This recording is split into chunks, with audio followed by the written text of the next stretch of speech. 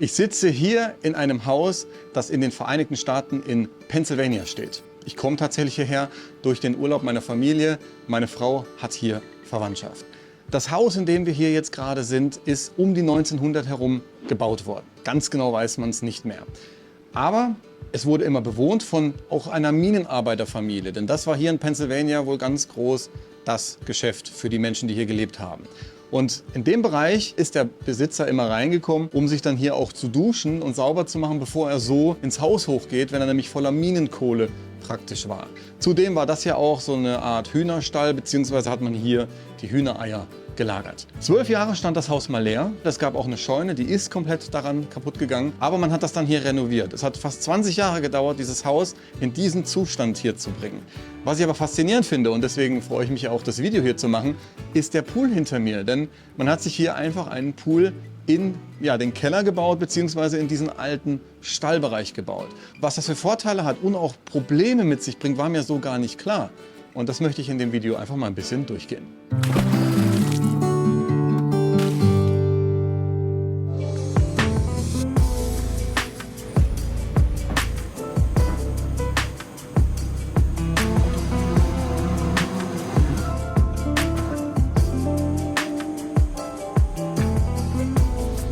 Damit herzlich willkommen bei Tom Tut. Schön, dass du Poolheld bei diesem Video dabei bist. Unglaublich in Amerika gewesen zu sein. Es war wunderschön und vielen Dank, dass ich diesen Pool tatsächlich zeigen darf. Ist ja doch auch ein Einblick in eine Privatsphäre.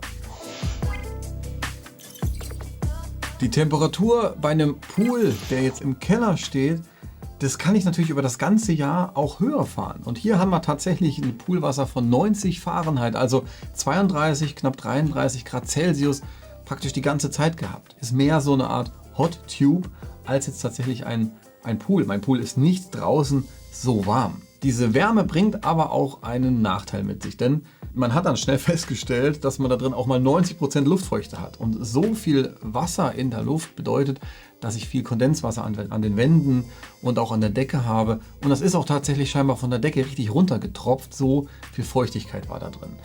Dann hat man die Decke und auch die Wände alles entsprechend abgedichtet. Ich bin bei der Decke nicht sicher, ob das Bauschaum ist. Es ist vielleicht eine Art. Und danach wurde es auch mit weißer Farbe. Das kann auch schon ein besonderes Material gewesen sein. Auf jeden Fall hat man das alles abgedichtet und weiß eingefärbt. Und das passt in diesen Raum. Dieses Rustikale, auch die Wände, die noch rustikal original sind. Das Haus trägt sich unter anderem an diesen Mauern noch. Das sieht wunderschön aus. Und man hat sich bewusst entschieden, die Decke oben offen zu lassen, damit der Raum luftiger ist. Denn er ist tatsächlich, wenn man am Pool ist, ein bisschen niedriger dadurch geworden. Aber das ganze Offene ist schon super interessant. Spannend ist aber auch, wie in Amerika mit Elektrizität umgegangen wird. Das ist vielleicht ein ganz anderes Thema, das passt nicht ganz hier rein. Aber das zu sehen tatsächlich, wie Schalter und Kabel verlegt werden, das war auch schon super interessant. Um diese Feuchtigkeit jetzt in den Griff zu bekommen, ist in dem ganzen Raum eine gute Belüftungsanlage montiert. An der Decke, das sind auch gleichzeitig Lampen, sind mehrere solche Abluftgeräte verbaut und die ziehen die Luft tatsächlich hier raus über diese zwei Abluftstutzen praktisch auch nach draußen weg. Tagsüber hat man auch manchmal gesehen oder Richtung Abend und Morgen, dass es richtig rausdampft. Also da geht schon einiges an Feuchtigkeit nach draußen. Mit so einem mobilen Gerät sieht man auch mal, hier hat es jetzt etwas mehr als 50%, aber der Raum geht auch bis zu 30% runter und das ist der Bereich, wo der Raum auch sein muss, damit sich eben hier kein Schimmel bildet und das kriegen diese Geräte, diese Belüftungsanlage auch sehr gut hin. Der Poolheld Marco hat seine komplette Heldenreise auch gezeigt. Er hat jetzt allerdings das Haus gebaut und direkt den Pool geplant. Das heißt, das erste, was da kam, war im Keller der Pool. Und unter anderem sieht man auch hier schön die Belüftungsanlage, die er sich verbaut hat. Und er zieht sich unter den Fenstern an dem Schlitz praktisch die Luft aus dem Raum raus. Und diese große Belüftungsanlage entzieht halt die Feuchtigkeit. Und das ist so wichtig. Das ist jetzt logisch natürlich, wenn man sich das so offensichtlich vor Augen hält. Aber bevor ich richtig drüber nachgedacht hatte, wäre ich nicht zwingend darauf gekommen. Auch wenn es auf der Hand liegt. Gut wäre natürlich auch, wenn man dadurch die Wärme, die in dieser Luft ist, behalten kann und diese Wärme zurückführt, entweder ins Poolwasser oder in die Beheizung von diesem Raum, dass man praktisch nicht alles einfach nach draußen abtransportiert. Einwintern ist auch kein Thema bei so einem Pool, weil du den halt nicht einwintern musst. Das heißt, du sparst hier schon mal ganz viel Arbeit, weil das einfach komplett wegfällt. Und im Gegenteil, noch schöner wäre sogar, und vielleicht erlebe ich das ja mal irgendwann, im Winter dort zu sein. Denn wir konnten jetzt im Sommer draußen auch Rehe sehen.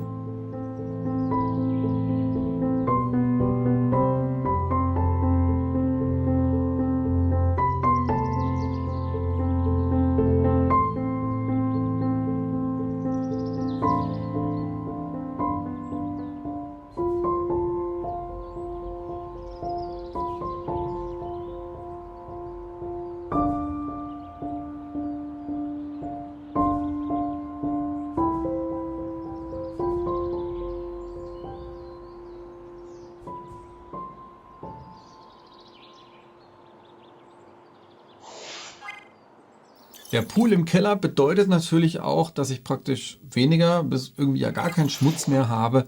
Darum brauche ich auch keine Abdeckung. Hätte ich jetzt einfach so angenommen, deswegen habe ich es mal so dahingestellt. Es ist aber gerade wegen dieser Verdunstung super schlau gewesen, dass man sich dann entschieden hat, diese Abdeckung drauf zu machen. Und die funktioniert auch sehr simpel und ich finde, sie ist auch sehr dezent in diesem ganzen Konstrukt eingebaut.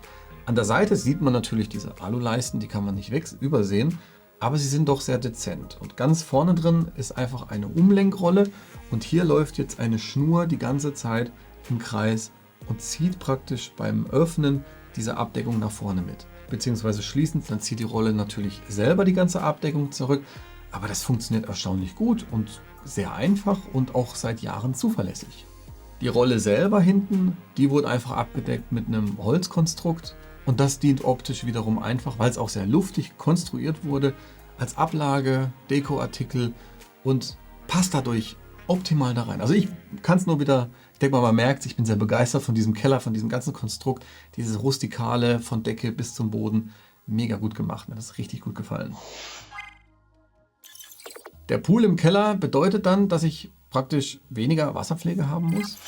Ich glaube, nicht zwingend. Sicherlich schon, aber nicht komplett. Und eine Regel, die in diesem Haus gegolten hat, die sehr wichtig ist und eigentlich auch für uns gelten sollte: Take a shower before swimming. Einfach eine Dusche nehmen, bevor man schwimmen geht. Es geht ja wirklich darum, Fette und auch den Schweiß vom Körper zu kriegen, dass man das nicht in den Pool mit reinträgt. Wasserpflege ist trotzdem wichtig. Weil das Wasser hier so warm ist, hat man sich dafür entschieden, mit Brom zu desinfizieren. Und das habe ich auch zum ersten Mal jetzt wirklich live gesehen. Vorher kannte ich es natürlich nur von der Theorie. Und das funktioniert scheinbar echt gut. In diesem Kanister hier rechts, da füllt man einfach die Tabletten rein. Da steht auch drauf, wie viel man nehmen soll. Dosierungsanleitung einfach befolgen, wie so oft. Und links daneben ist ein Kartuschenfilter. Und dieser Kartuschenfilter, funktioniert erstaunlich gut. Man hat mir da auch erzählt, als der Pool frisch befüllt wurde, und das war übrigens Seewasser, das dann ja da gebracht wurde, weil das Haus auch recht autark ist und sich selber mit Wasser versorgt, hat man das sparen müssen. Und dieses Seewasser, das hat am Anfang schon viel gebraucht. Das heißt, diese Kartusche, die wurde doch oft gereinigt. Also man hat sie nicht direkt getauscht, man reinigt die dann einfach, steckt sie wieder rein und das Ganze funktioniert dann irgendwann mal sehr gut. Wenn ich meinen Pool draußen mit meinem Haus Frischwasser befülle, dann braucht das auch viele Tage, bis das ausgedunstet ist, bis quasi die Kohlensäure aus dem Wasser raus ist und es dann stabilisiert wird. Und das gleiche hat er hier auch gehabt mit diesem Seewasser. Was natürlich fehlt, sind Blätter, Käfer und eben mal saurer Regen oder doch viele Temperaturschwankungen, die ich draußen habe. Die habe ich im Keller nicht. Und ich glaube, wenn man mal seine Einstellung gefunden hat, dann kann man die auch lassen und hat sehr lang sehr viel Ruhe. Trotzdem muss man auch dieses Kellerwasser regelmäßig prüfen, regelmäßig kontrollieren, um irgendwann mal sein Standard-Setup auch zu finden. Also ich glaube, es ist einfacher, aber es ist natürlich nicht ganz weg. Teilwasserwechsel ist hier auch spannend und wenn ich dir jetzt gerade den Skimmer zeige, dann weil ich das schön finde, dass hier ein Überlauf verbaut ist. Ich habe das schon oft bei Skimmern gesehen, dass man einen Überlauf montieren könnte. Im Prinzip ist das ja wie bei deinem Waschbecken, bevor das komplett voll läuft und überläuft, gibt es halt einen kleinen Überlauf, wo das Wasser reinkommt. Und genau das wurde hier auch ganz praktisch gemacht. Sprich, wenn hier ein Teilwasserwechsel stattfindet, passiert das per Knopfdruck, was sehr cool ist. Und beim Auffüllen passiert das auch mehr oder weniger per Knopfdruck. Man öffnet einen Wasserhahn und dann läuft Wasser nach. Und wenn jetzt mal wirklich vergessen werden sollte, da nochmal runter zu gehen und das zu kontrollieren, dann läuft nicht der ganze Keller voll Wasser, sondern der Skimmer hat eben den Überlauf und läuft weg. Aber es dreht sich ja um den Punkt Teilwasserwechsel und auch das passiert hier, dass in regelmäßigen Abständen das Wasser eben gewechselt wird. Zur Wasserhygiene kann ich noch sagen, das hat mich sehr beeindruckt. Wir sind mit dem Auto nicht weit weg zu einem Pool-Store gefahren. Ein ganz kleines Geschäft, wobei so klein war es nicht, eher von außen, innen war es dann größer. Und er hat dann Wasser mitgenommen, das Wasser wurde dort gemessen und dann hat man die Info erhalten, was man mit dem Wasser zu tun hat. Den Luxus habe ich hier bei mir, wo ich wohne, nicht. Darum war ich da sehr beeindruckt, dass das dort vor Ort halt eben so ist. Ich weiß nicht, wo du jetzt sitzt, ob du das genauso hast, dann ist es für dich natürlich prima, das so machen zu können. Ich fand das halt einfach sehr cool. Da ist dann heim mit einer Anleitung, was zu tun ist und wie das Wasser aufzubereiten ist und dann läuft das Ganze einwandfrei. Pool im Keller würde jetzt ja irgendwie auch bedeuten, Beton, viel Stahl, um so einen Pool zu bauen. Der Marco, klar, der hat das gemacht, haben wir vorhin gesehen in seiner Heldenreise. Und auch der Pool Sharks ist ein Poolheld, der seinen Kellerpool aktuell am Renovieren ist und der ganze Pool ist auch aus Beton. Bei ihm ist es so, man sieht jetzt gerade, er hat einen schönen Kriechgang drumherum, also das heißt, er sieht seinen Pool, seine Poolwand innen und außen, was schon sehr praktisch ist, da jetzt gerade aktuell auch eine Leckage hat und das Ganze renoviert. Schaut auf jeden Fall seine Heldenreise auf poolheld.de an. Schon sehr spannend, was er da macht, um diesen Pool eben zu renovieren. Aber es muss nicht so sein, dass das so stark betoniert ist. In diesem Fall war das nämlich hier ganz anders. Das ist ein Edelstahlbecken mit ungefähr 15 Kubik Wasservolumen. Wir haben hier 2,30 Meter Länge, 4,5 Meter Breite und 1,5 Meter Tiefe von diesem Becken. Und das ist tatsächlich einfach ein Edelstahlbecken, das da aufgestellt wurde. Und als ich das gesehen habe, konnte ich das erstmal gar nicht glauben, weil ich auch daran mal wieder nicht gedacht hätte, dass diese Möglichkeit ja besteht, in einen geschlossenen Raum, also in dem Fall halt im Keller, einfach einen Außenpool aufzustellen und den so außenrum zu verbauen, dass das eigentlich so wirkt, als wäre das eben alles komplett massiv. Es wurde sogar eine richtige Gegenstromanlage montiert, also wirklich ein großer Kasten, der auch einiges an Leistung gebracht hat, die man mit einer Fernbedienung ganz einfach steuert. Der Motor davon stand etwas abseits und ich glaube, das lief alles irgendwie mit Druckluft ab, wie das Ganze nachher gesteuert wird. Auf jeden Fall, diese Gegenstromanlage hat richtig Power gemacht und funktioniert einwandfrei. Also man konnte da richtig sportlich aktiv werden auch. Und das alles im Keller mit einem Edelstahlblech oder ich sage jetzt mal Blech. Im Endeffekt ist es ja wie bei mir draußen mein Ovalpoolblech. Das hätte ich so ja dann auch theoretisch oder sogar praktisch in den Keller bauen können. In dem Haus, in dem ich jetzt hier mit dem Pool drin war, war das ja eben der Stall. Und ich meine, dass auch der Boden tatsächlich erdreich war. Das heißt, in gewisser Weise war das ja ein Außenpool, den man dann da reingebaut hat und hat das dann alles drumherum eben aufgebaut. Das Edelstahlblech ist auch isoliert, außen genauso wie auch innen. Also ich fühle hier durch diese PVC-Folie, dass darunter alles weich ist. Ich konnte mir jetzt nicht angucken, was genau das ist, aber auch außen hier sieht man, dass alles isoliert wurde. Das hält natürlich die Wärme schon mal da, auch richtig schön im Wasser drin und das verflüchtigt sich nicht nach außen oder eben nach unten weg. Teilweise wurde das mit Holzkonstrukt gemacht, dann wurden Steine davor gestellt und außen wurde dann eben alles mit Fliesen schön abgedichtet, dass da unten drunter kein Wasser reinfließen kann. Es gibt leider keine Baubilder, die hätte ich sehr gerne gehabt, die existieren nicht, beziehungsweise habe ich sie einfach nicht, sonst hätte ich noch genau gesehen, wie detailliert das Ganze aufgebaut worden ist. Aber es lässt sich hier schon viel erahnen und das eröffnet auch wieder kreative Möglichkeiten, sich das vorzustellen, dass man so einen Außenpool tatsächlich eben überall einbauen kann. Eigentlich liegt auch das wieder auf der Hand, wenn man das jetzt so präsentiert bekommt oder dann auch sieht. Aber mir waren solche Gedanken vorher gar nicht irgendwie klar oder ich konnte es nicht einordnen, dass ich in der Lage bin, sowas auch in ein Haus in den Keller zu bauen. Draußen in ein Gartenhaus schon irgendwie mehr, dass man den Pool baut und drumherum baue ich mir halt einfach eine riesige Loge und mache mir dann Glasfronten drauf. Das ist aber irgendwie zu einfach. Viel cooler ist das tatsächlich im Keller. Und wie wir das auch erlebt haben. Du bist wirklich oben am Essen, du guckst Fernsehen, dann gehst du abends nochmal runter und bleibst einfach in deinem Haus und bist dann in dem Keller drin. Also ich bin da sehr gespannt, was der Pool Sharks noch zu erzählen hat und vielleicht kommen noch andere Heldenreisen dazu auf Poolheld, in dem wirklich Menschen im Keller, im Haus so einen Pool haben und darüber nochmal schreiben, würde ich mich wirklich sehr freuen und andere, die diese Idee haben, ganz sicherlich auch. Der Bereich Technik, das ist auch, finde ich, schön gelöst, weil es ist einfach sehr nah beim Pool. Bleibt im Haus drin, also auch hier Thema Winter, gar kein Problem.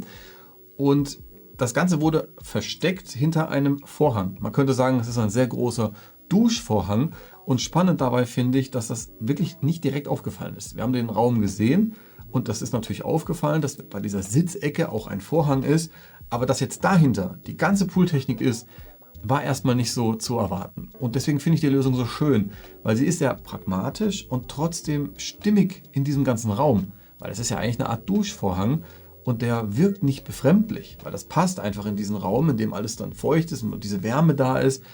Dahinter ist aber eben die ganze Pooltechnik, inklusive dem großen Motor, der auch die Gegenstromanlage betreibt. Und vorhin schon gesehen auf der rechten Seite die Desinfektionsstelle.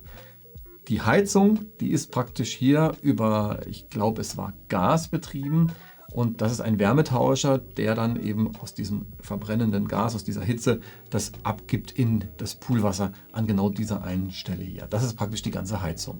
Und die Heizung, die hat auch einen eigenen Wasserstrom vom Skimmer.